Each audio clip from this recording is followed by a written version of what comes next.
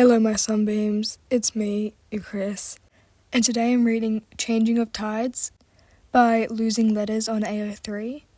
The rating is General Audiences, no archive warnings apply, and the category is Gen. The fandom is Percy Jackson and the Olympians and related fandoms, all media types. It's part 1 of the series Genderfluid Percy Jackson, and the summary is, the sea never stays the same, why should Percy? Poseidon meets his child for the first time when they arrive to return what was stolen.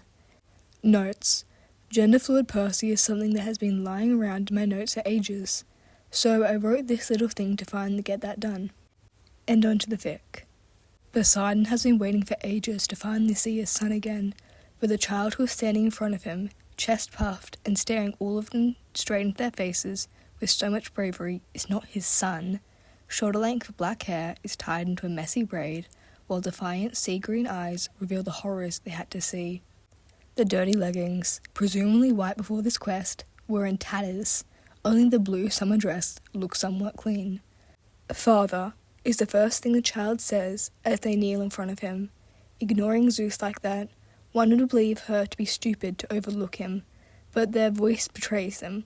The slight tremor speaks of fear. And right the next second, Zeus already gets offended when an inexperienced demigod doesn't know their customs. "Peace, brother," Poseidon attempts to calm his brother. "My child is honouring their father. That is only right." It is only now that his child raises their head. Slowly, they begin to tell their tale, and something that hasn't touched his heart in a long time seizes hold of him. Protectiveness, he realizes with a half smile. He pays especially close attention to the challenges they mention, and to Zeus's reaction. He wouldn't have his brother kill his child for something they weren't to blame for. In fact, Percy should be rewarded for their bravery, not simply be allowed to stay alive.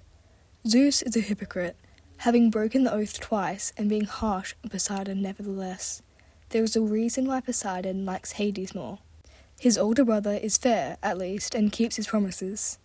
Zeus leaves the palace with threats and thunder, while everyone else is considerate of the mortal in their midst and disappears silently. Percy looks around cautiously before their gaze drift to Poseidon. "Percy," he starts, only to get interrupted by his child. "I'm a girl. Today. At the moment, I mean. Tomorrow, maybe not. I know I wasn't when you claimed me, and I know you can't take it back, but, Percy blurts out before they can stop themselves. Big eyes look up to him, fear written into them. Certainly he wonders how often Percy's attitude has gotten her in trouble. More times than she could count, probably.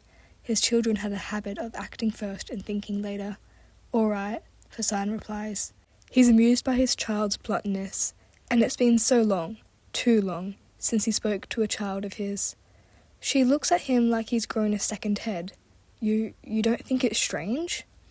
The world beneath them must be so narrow-minded, if, between gods and monsters, Percy thinks of herself as strange.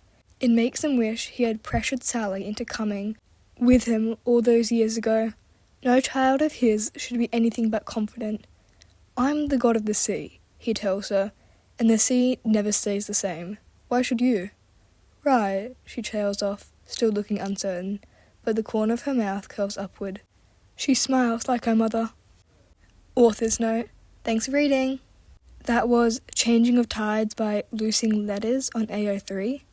I know this one was a little shorter than usual, but there are 2 more fics in this series, and I'm thinking about covering the rest of them, so tell me what you think.